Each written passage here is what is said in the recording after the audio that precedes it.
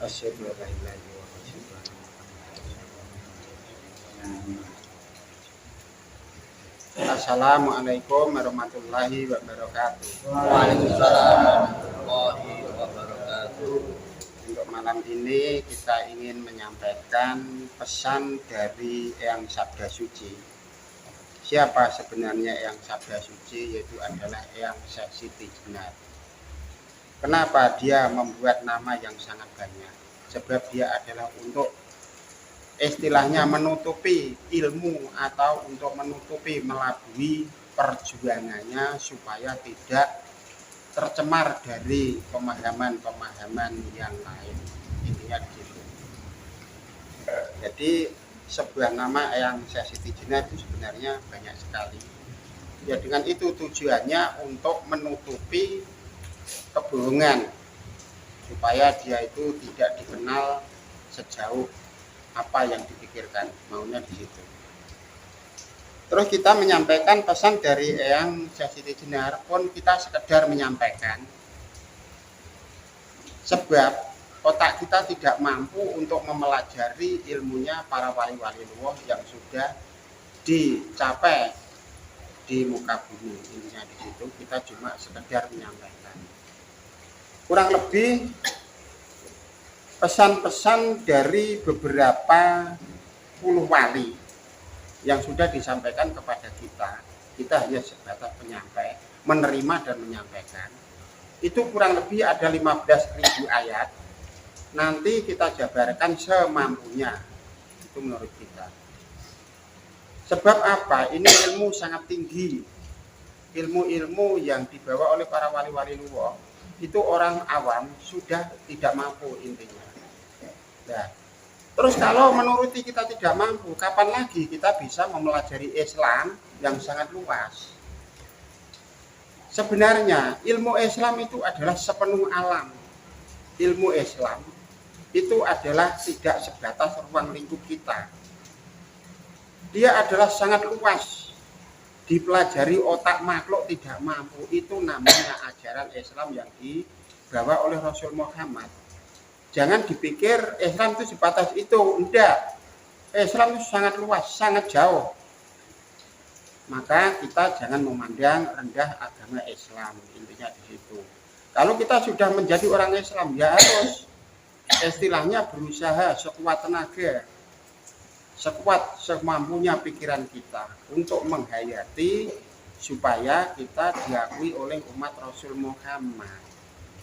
Nah, ingin diakui sebagai umat Rasul Muhammad, terus kita usahanya hanya Islam-Islaman, iman-imanan, akhirnya rusak. Bukan itu yang diharapkan oleh Rasulullah. Seperti Al-Quran sendiri itu mengandung beberapa unsur yang ditulis itu hanya sebagai landasan. Setiap satu ayat itu sebagai landasan, dia mempunyai arti, makna dan tujuan berjuta-juta. Intinya di situ. Jangan Al-Quran dipahami dengan sebatas tafsir yang sangat dangkal. Itu hanya kunci, itu hanya dasar. Kita harus tahu apa makna di dalamnya, apa yang dikandung di dalam Al-Quran. Itu seumpama kita belajar diberi umur 700 tahun, itu tidak akan mampu, tidak akan menyelesaikan yang namanya kandungan Al-Quran. Maka kadang-kadang kita kalau tidak sama, langsung menjatuhkan kafir, sesat, musyrik. Orang-orang tersebut tidak pas. Ilmunya Allah sangat luas. Dan ilmunya Allah itu diberikan siapa saja, kapasitasnya berapa, itu hanya Allah. Kita tidak boleh merendahkan satu sama lain, mengkafirkan satu sama lain. Intinya di situ. Sebab apa? Kita tidak boleh mengkafirkan. Otak kita itu sangat kecil. Perbandingannya sangat jauh dengan orang-orang yang di tingkat orang-orang yang pintar. Maka kita orang kecil merasa jadi orang kecil, nggak usah berpikir sejauh itu. Yang penting kita menghayati tentang Al-Quran, tentang agama sesuai dengan akhlak Rasulullah, dengan tuntunan guru-guru mursyid yang sudah ada di alam akhirat sana. Kita pakai jalan seperti itu saja, lebih aman intinya. Ini pesan yang pertama. Pakai bahasa Jawa.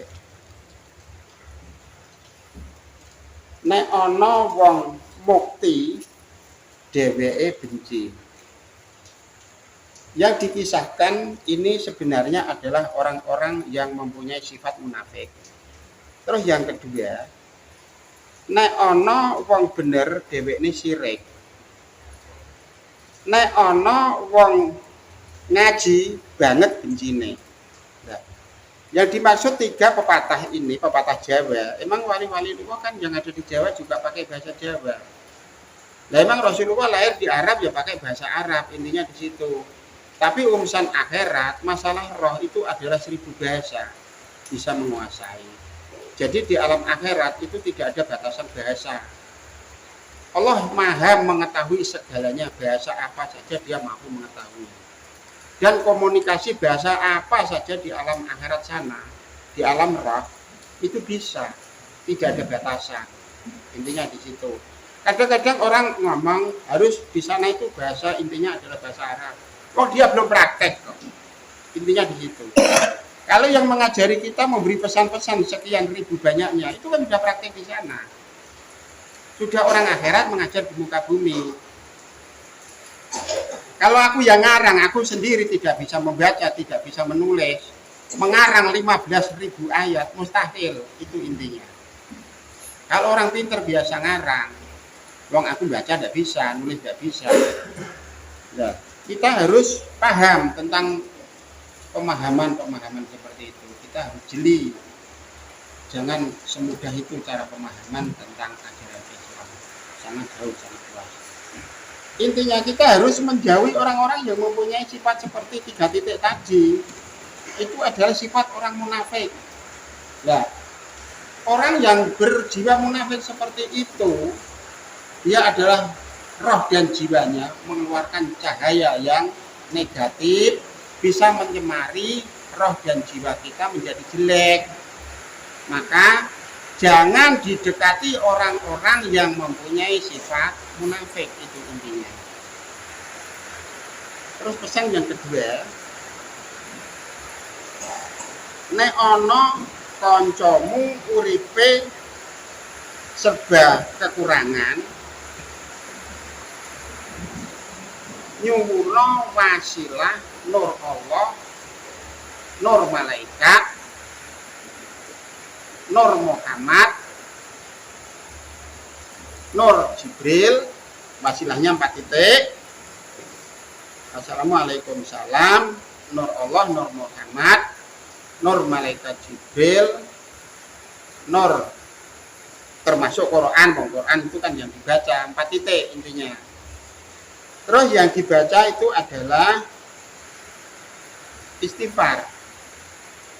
Jadi teman-teman kita yang selalu membaca istighfar secara total, menggunakan ajaran roh dan jiwa, bukan secara lesan.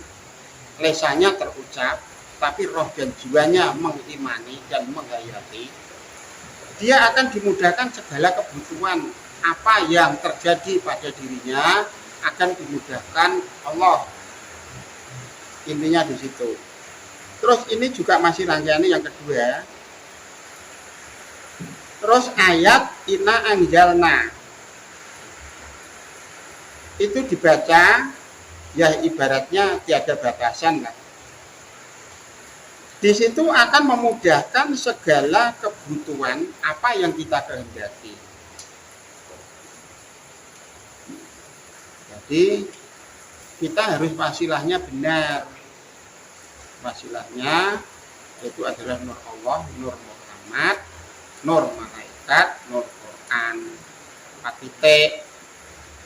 Nah, kalau wasilahnya salah, Assalamualaikum eyang punden, eyang, nah niku kacau. Nama eyang itu benar. Tapi kalau eyang itu wali-wali lupa. Nah, kalau eyang terus seperti di gunung-gunung yang tinggi, itu kan kacau. Nah, itu yang dimaksud wasilah yang tidak pas.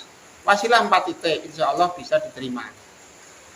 Dengan syarat mendoakan teman-teman kita semua, makhluk seluruh alam didoakan semoga mendapat ridho Allah dan syafaat Rasulullah, baru diri kita yang berdoa. Kita harus pakai rumus, pakai ibaratnya pedoman. Jadi kita berbuat harus tahu arah, tujuan, dan pedomannya apa, maunya apa, harus jelas. Nah, seperti kita zikir pun segala macam, kita harus tahu arah. Kata zikir itu harus menuju urusan alam akhirat. Jangan berpikiran aku zikir bentuknya seperti ini, semoga dimudahkan di muka bumi, jangan. Semuanya adalah demi akhirat. Semoga dimudahkan perjalanan urusan dunia akhirat. Ini ku arahnya. Jangan sekali-kali kita biarpun butuh di muka bumi mempunyai pemahaman aku zikir sekian ribu, semoga dimudahkan kebutuhan. Nah itu jenenge ngatur Gusti Allah menurut bahasa Jawa. Kita tidak boleh mengatur Allah, itu tidak boleh. Kita adalah berserah diri biar diatur Allah, intinya di situ. 3 ayat yang disebut oleh yang Syekh Siti Jenar yaitu adalah istighfar, inna anjalna, terus robana atina. Ayatnya sendiri aku tidak tahu apa kepanjangannya. Kita sebatas menyampaikan pesan, dan aku mendapat pesan dari wali-wali luah atau dari guru mursyid pun selalu disingkat. Sebab aku bodoh tidak tahu penjabarannya, tidak tahu kepanjangannya. Tapi sekali dibaca aku tahu arti, arah, dan tujuannya. Itu intinya. Terus pesan yang ketiga, ojo tiru-tiru pahame sing wong ora bertanggung jawab. Intinya ngoten. Paham yang tidak ada nabinya, tidak ada walinya. Intinya seperti itu. Itu termasuk keyakinan nggak tahu, pokoknya keyakinan yang tidak sama dengan apa yang kita hadapi dalam ajaran Islam, intinya di situ. Jadi kita nggak usah ikut-ikutan meyakini pemahaman-pemahaman dalam bentuk itu. Seumpama kita ingin kaya, terus wasilah gunung-gunung yang tinggi, ini ku kacau yang dimaksud di situ. Intinya nggak boleh. Kita harus pakai wasilah yang benar. Jangan beranggapan ada kekuatan di luar kekuatan Allah. Intinya di situ. Semua kekuatan adalah milik Allah dan semua kemampuan adalah milik Allah. Selanjutnya, sadurunge Nabi Ibrahim angger cukup iman durung ana syariat agama. Niki ceritake semasa kisah Nabi Ibrahim. Niki dereng wonten kisah syariat sebelum ada syariat. Umat-umat Nabi Ibrahim sebatas mengimani. Ada kitabnya tapi hanya sebatas untuk iman. Terus bagaimana tata syariatnya kita tidak usah dibahas, itu sudah terlampau jauh. Kita membahas tentang pemahaman-pemahaman yang dibawa oleh Rasul Muhammad saja.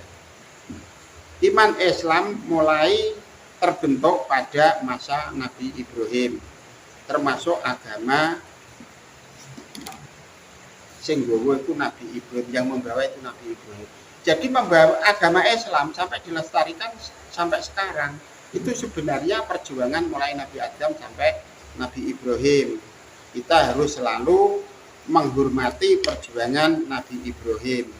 Maka di dalam At-Taqiyat itu menyebut-nyebut Nabi Ibrahim, itu sangat benar. Yang seterusnya,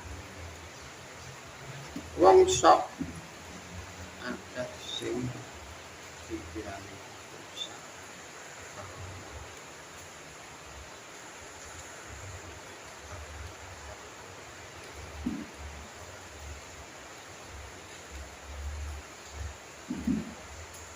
Untuk yang keenam, ini intinya, ini bahasa Jawa, pesannya, kita tidak usah ikut-ikutan menyalahkan paham satu sama lain, keyakinan satu sama lain. Luruskan diri sendiri sesuai dengan ajaran para 7 Rasul. Intinya seperti itu. Yang terakhir,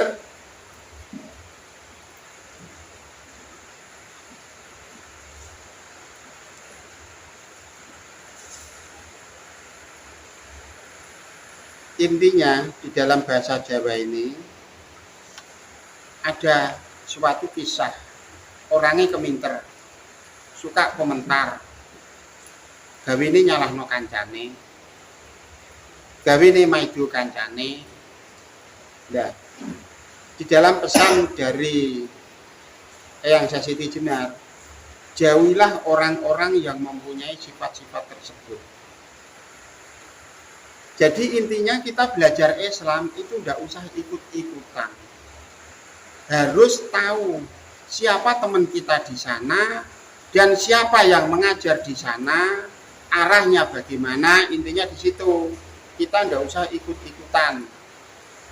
Kunci pertamanya, apa arah yang diajarkan dan siapa teman kita, itu penting. Sebab yang diajarkan benar, tapi teman kita busuk, ya tidak usah diikuti, hancur. Intinya di situ, kita harus hati-hati, seleksi. Kita harus mencari jalan yang sebaik-baiknya. Di situ tempatnya baik, tapi banyak teman yang busuk, ya tidak usah diikuti. Itu nanti malah merusak roh dan jiwa kita menuju alam abadi, intinya di situ.